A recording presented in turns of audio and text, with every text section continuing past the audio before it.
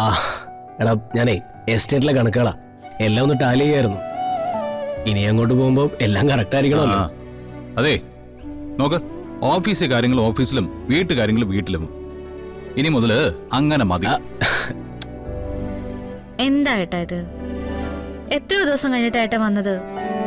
ഒന്ന് പുറത്തിറങ്ങാനും ഒന്ന് ചുറ്റിക്കറങ്ങാനൊക്കെ ഏട്ടത്തിക്ക് ആഗ്രഹം ഉണ്ടാവില്ലേ? ഏട്ടനത് ചോദിച്ചോ? അത് പിന്നെ ആ, എല്ലാ ജോലിയും തീർത്തിട്ട് സമയം ബാക്കിയുണ്ടെങ്കിലും മാത്രം അത് കുടുംബത്തിന് വേണ്ടിയെന്ന് ചിന്തിച്ചാലേ ഏട്ടന്റെ ജീവിതം ഒരിടത്തും എത്താൻ പോകുന്നില്ല. ഈ കണക്കുകൾക്കൊക്കെ ഏട്ടൻ എത്ര പ്രാധാന്യം കൽപ്പിക്കുന്നുണ്ടോ അതുപോലെ ഏട്ടന്റെ കുടുംബജീവിതത്തിനും പ്രാധാന്യം കൽപ്പിക്കണം. കൃത്യമായിട്ടൊരു സമയം അതിനുവേണ്ടി നീക്കി വെക്കുകയും വേണം. ഉദാഹരണത്തിന് ഇപ്പൊ പുറത്തൊന്നും പോണ്ട. തുടങ്ങി. ഒന്നും മിണ്ടായിരിക്കാൻ പറ്റുമോ? ഏട്ടാ, ഏട്ടൻ എഴുന്നേറ്റൊന്ന് റെഡിയായി ഏട്ടത്തെയും കൂട്ടി പുറത്തു.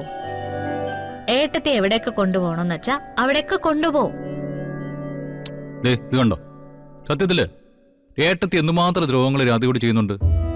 എന്നിട്ട് ഏട്ടത്തിയുടെ ജീവിതം സന്തോഷമുള്ളതാക്കാൻ വേണ്ടി രാധയെ ശ്രമിക്കുന്ന കണ്ടില്ലേ? എനിക്ക് അതിശയാ തോന്നുന്നത്. ഒരു അതിശയവും തോന്നേണ്ട കാര്യമൊന്നുമില്ല. ഏട്ടത്തെ പോലും മാറ്റി നിർത്തി അമ്മ ഈ കുടുംബത്തിലെ കാര്യങ്ങളൊക്കെ ഏൽപ്പിച്ചിരിക്കുന്നത് എന്നെയാണ്. അപ്പോ ഈ കുടുംബത്തിലെ കുറച്ചുപേര് മാത്രം സന്തോഷിച്ചിട്ട് കാര്യമില്ലല്ലോ. എല്ലാവർക്കും സന്തോഷം കിട്ടണ്ടേ? എന്നാലല്ലേ എനിക്ക് മനസ്സമാധാനം കിട്ടുള്ളൂ. ഏട്ടാ, ഏട്ടൻ നല്ല മനുഷ്യനാ. ആ നന്മ ഏട്ടത്തിയുടെ മുന്നിലൊന്ന് പ്രദർശിപ്പിക്കാൻ മാത്രമേ ഞാൻ പറയുന്നുള്ളൂ.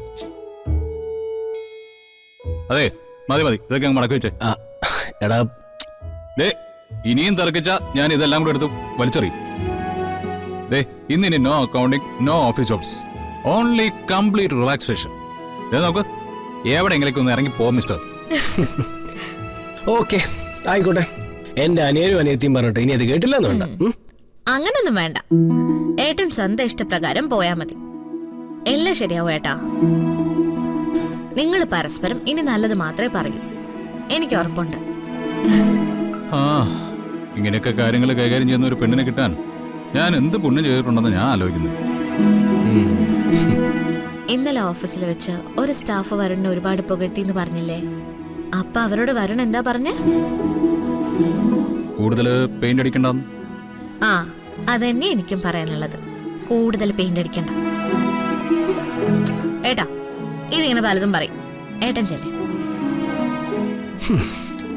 ഓക്കെ, തൽക്കാലം കണക്കുകൾക്ക് വിടാം.